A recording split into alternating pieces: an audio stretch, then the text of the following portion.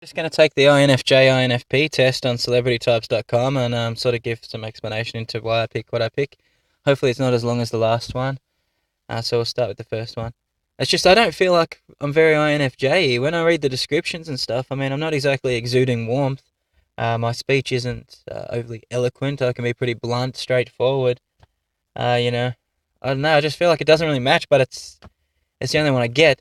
And when I go reading into them all, it's the only one that really makes sense. It's just weird. I just feel like I don't know. I don't know. I don't know. Anyway, here we go. It says, "What is more important to you, good manners or sincerity?" I would go with good manners here because it says, of course, it's important to call it as you see it, but you need to phrase your message so that people won't get hurt. When I read that question, I interpret it as if you're in a discussion with someone. You're not going to get anywhere if if you're too headstrong and stuck on what you want to say and what you say is right. That's it. That's not going to promote a decent discussion. You won't get anywhere with that. You need to have good manners and phrase your messages so that you're not offending people, so that you can have a productive discussion and actually, get further with people. That's how I see that one. Question 2. Which better describes your way of thinking?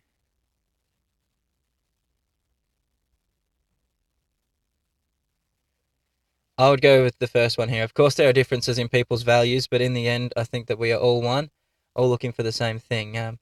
See, the way I see it, this one recognizes that everyone is different, but at the end of the day, we all just want to be happy. We all just want to live our lives, how we want to live them. We all just want peace. I know there's obviously some people who don't, but I think for the most part, that's how I see it. People who want to organize everyone's business according to formal logical rules. Okay. I'd go with the second one here. Generally do not see that they are trampling the enthusiasm and unique contributions of others underfoot. These people should spend time listening to their subordinates. Yeah, I'd go with that. If you're trying to force everyone into into those formal logical rules, then yeah, I can see that as you'd be trampling on the enthusiasm and unique contributions of other people who might not fit into those rules so well, but they might have something good to offer, so I have to pick that option there. When I look at the scene of international politics, I see good guys and bad guys, or different shades of grey. I see different shades of grey. It says, of course all countries are not equally bad, but they're all driven by self-interest. The best way to get along is for all countries to agree to play by a common set of rules. That makes absolutely perfect sense to me.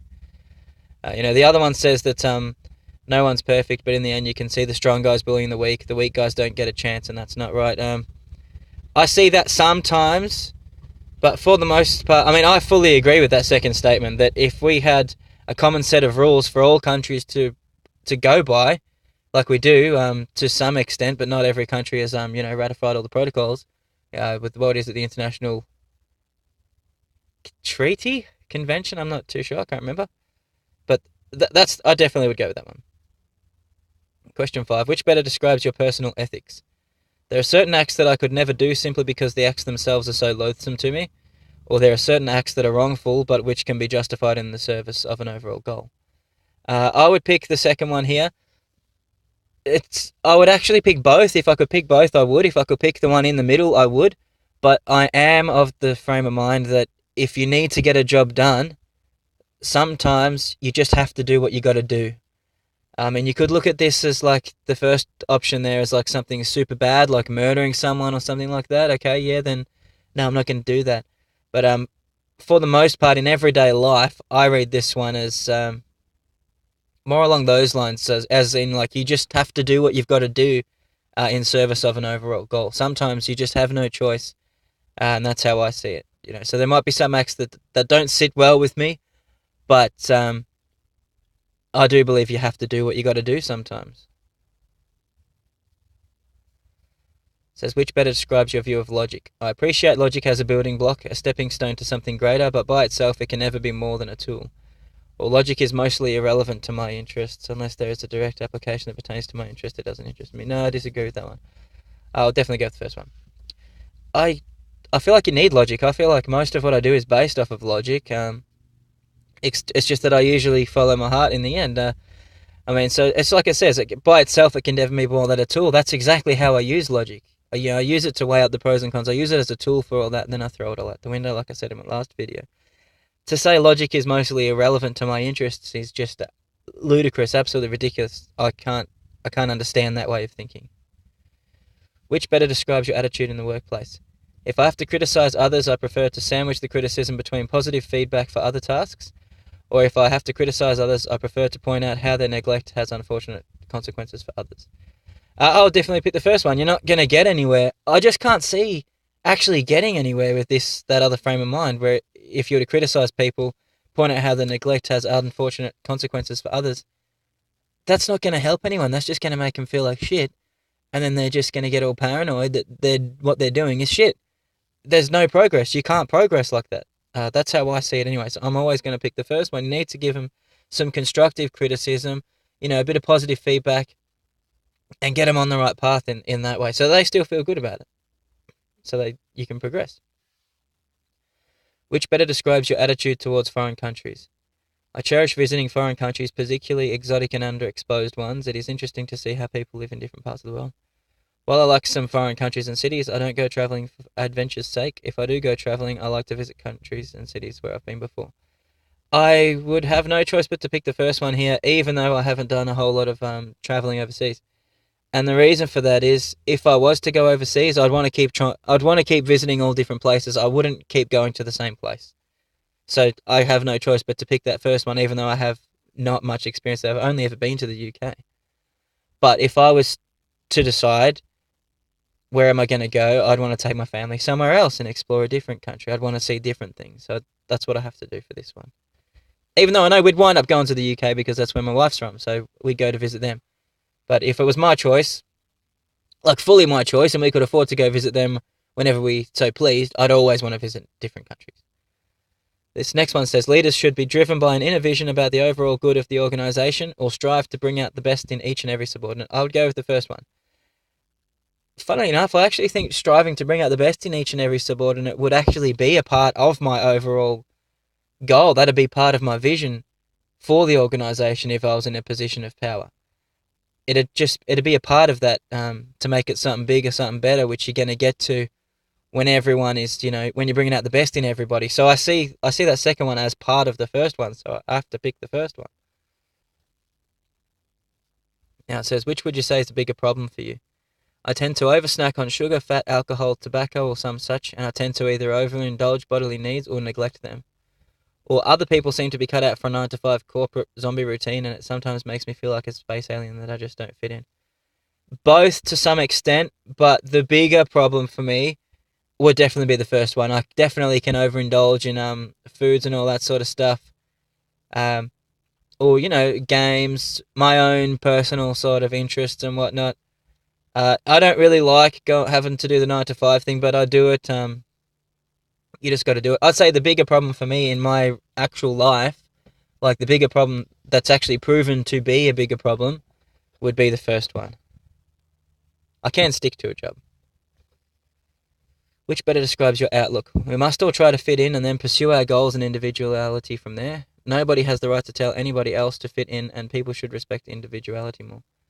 I would pick the second one here. I don't like people telling me to fit in. I don't like anybody telling me how I should be or any of that sort of stuff.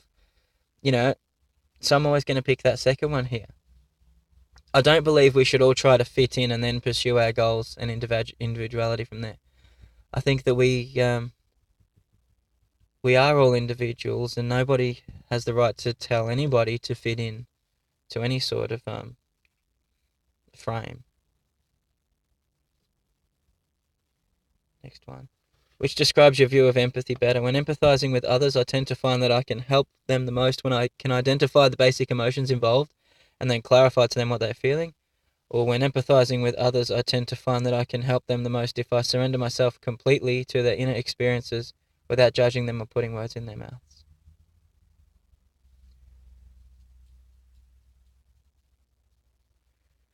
I would have to say the second one, because I feel like if I don't listen to them, and if they don't tell me what they're actually talking about, how can I really understand how they're feeling? I do get the first one. you can help them the most when you can identify the basic emotions involved and then clarify to them what they're feeling. I understand how that could work. I feel like I need them to just tell me everything, and then I'll go from there. That's how I would empathize with others. I'm not just going to put words in people's mouths and tell them how they feel. Uh, like, who am I to do that, really? I mean, how they feel is how they feel. It's best for me to understand that and go from there rather than sort of try and take a guess at it, I suppose. In in some situations, I feel like I can put myself in another person's shoes. I sort of approach it that way, but no, I wouldn't tell people how they feel. How would I know? I mean, they need to tell me. Which statement is more accurate in accordance with your view of ideas? I believe that there is a finite amount of ideas going around which are being expressed in various ways. Each expression has a different nuance, but at the end of the day, they are the same ideas phrased differently. Or I believe that the amount of ideas going around is as numerous as the amount of people in the world. People's own experience of what is important to them is too deep to be reduced to someone else's experience. I would agree with the second one. I can understand the first one. It's like there's only so many things you can. There's only so, like, for example, there's only so many chord progressions. There's only so many notes. There's only so many melodies you can create, sort of thing. But we can all sort of make our own things with that. I just feel like I resonate more with the second one. There's just the amount of ideas going around is as numerous as the amount of people in the world. Probably even more, really. I mean, we've all got our own experience. We're all our own people. We're all going to have our own ideas and thoughts, all that sort of thing. So that's how I would answer that one. Which better describes your view of children?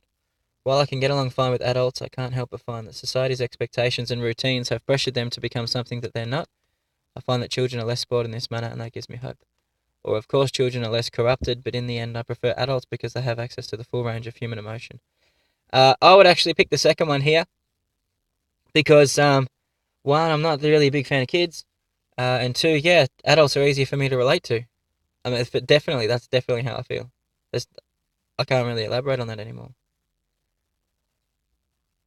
Next one says, the kind of people that frustrate me the most are people who patronize me by letting me know how they think I ought to be, or people who do not reciprocate common courtesies and are inattentive to others.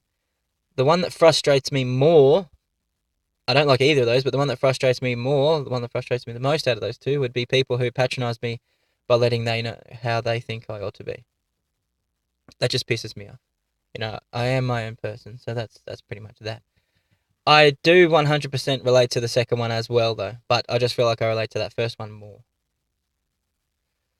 What are your reading habits like? Compared to other people in my line of work, I tend to gravitate towards theory and non-fiction.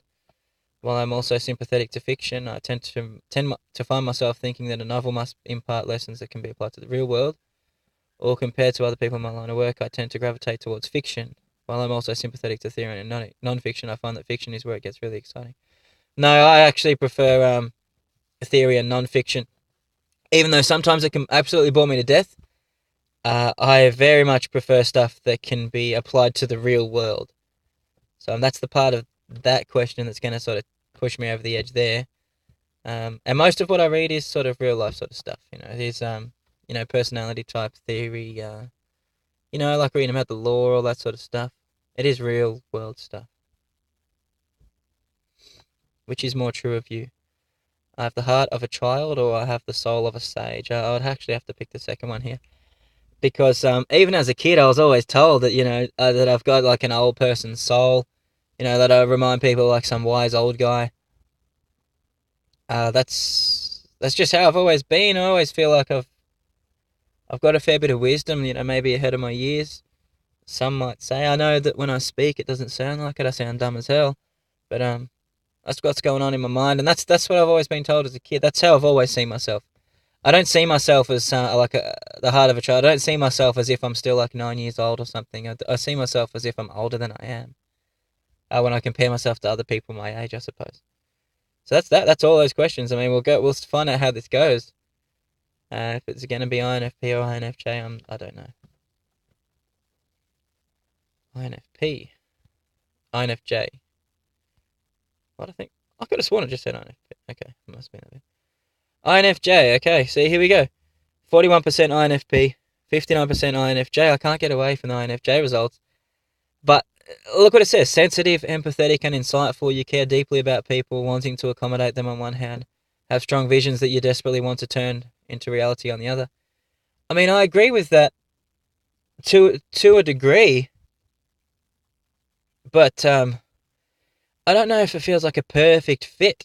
I mean, I'm not really super sensitive, you know. I mean, I am pretty insightful. I am kind of empathic. I've always thought that word was empathetic, but I guess that makes no sense. Um, I can see myself empathizing with people a fair bit, yeah, but I don't really act on that. Even though it's there, I don't act on it. Even though I pick up on it, I don't act on it all the time. You know, it's sensitive. I don't think I'm all that sensitive. I am thoughtful and caring. I can be a little remote or dreamy. It says others are likely to describe you as tolerant, courteous, and appreciative. Yeah, to a degree. I feel like I'm more blunt.